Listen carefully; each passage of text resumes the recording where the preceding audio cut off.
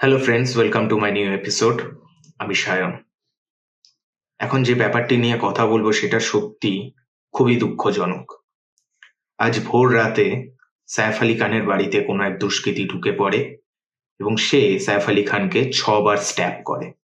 তার সাথে সাইফ আলী খানের হয়তো কোনো ধস্তাধস্তি হয় এবং সে সাইফ আলী খানকে 6 বার স্ট্যাব করে।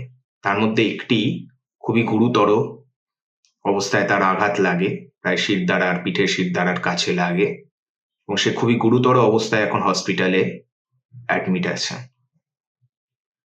এটা এখন পুলিশ এটা নিয়ে তদন্ত করছে, তো সেটি নিয়ে এখন আমি তেমন কিছু বলতে পারবো না। যেটুকু জানতে পারলাম সেটুকুই আপনাদের বলছি। এবং এটি খুবই দুর্ভাগ্যজনক যে একজন সাইফ আলী খানের মতো একজন বলিউডের স্টার, যার বাড়িতে যখন তখন একজন কেউ ঢুকে পড়ছে, এটা মানে খুবই শকিং একটা ব্যাপার। এবং পুলিশ তদন্তের মাধ্যমে দেখা যাক তারা কি জানায় পুলিশেরা, যে দুষ্কৃতী কিভাবে সেখানে ঢুকলো, নাকি আগে থেকেই ভিতরে ছিল, সেগুলো যতক্ষণ না পুলিশ জানাচ্ছে ততক্ষণ বোঝা যাবে না। এবং সাইফ আলী খানের টিমও জানিয়েছে যে তারা রেগুলারলি আপডেট দেবে এবং তারা বলেছে যে সোশ্যাল মিডিয়ায় যেন ভুল খবর ছড়ানো না হয়।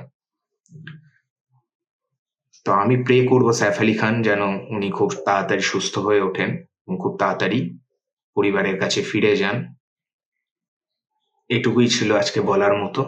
দেখা হচ্ছে কোনো নেক্সট ভিডিওতে। ততক্ষণের জন্য বাই বাই।